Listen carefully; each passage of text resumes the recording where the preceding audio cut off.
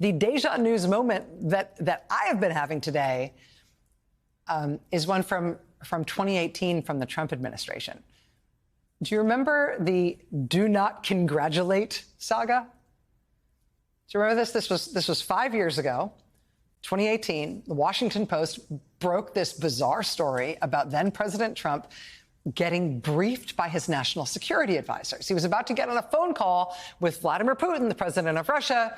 By then, it was pretty well established that Trump didn't like getting too much in print in terms of briefing materials. So the Washington Post reported in March 2018 that Trump's advisors made sure that they put one thing in his briefing papers in all capital letters. Basically, the idea being, OK, we know you don't like to read, but if you only take away one thing, if you only remember one thing we're telling you as you get on this call, just remember this. We're going to put it in all capital letters on a piece of paper on your desk in front of you while you're talking to him. And what we're going to tell you to do, you can't forget this. Do not congratulate. That was in all capital letters right in front of him while they put him on the phone with Putin. Now, the reason they did that is because Russia had just had some elections, ostensibly. They were not real elections.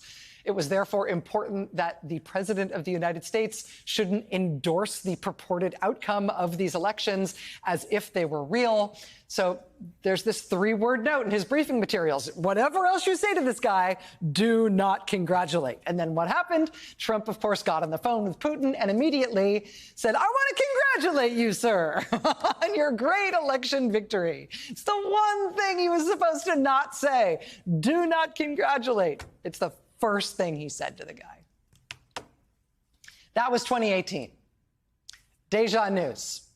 Because this was this weekend. Congratulations, Kim Jong-un, or as he spelled it, Kim Jong-un.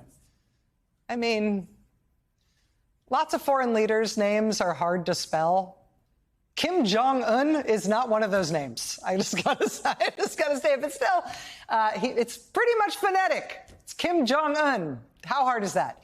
But still, he misspelled it. More to the point, though, in general, American politicians in no circumstances should be congratulating the dictator of North Korea on anything.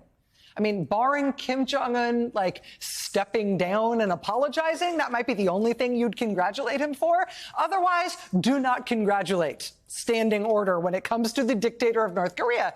But there's Trump, warmly congratulating Kim Jong-un and misspelling it in the meantime. And, you know, in a normal political world, somewhere between you deciding to congratulate the North Korean dictator and you misspelling that congratulations, somewhere between there, the idea of you as presidential material would, like, shred itself and blow away like a plastic bag on the median of a 10-lane highway. But instead, you know, he's still the frontrunner of the Republican Party's presidential nominating contest for 2024. Do not congratulate.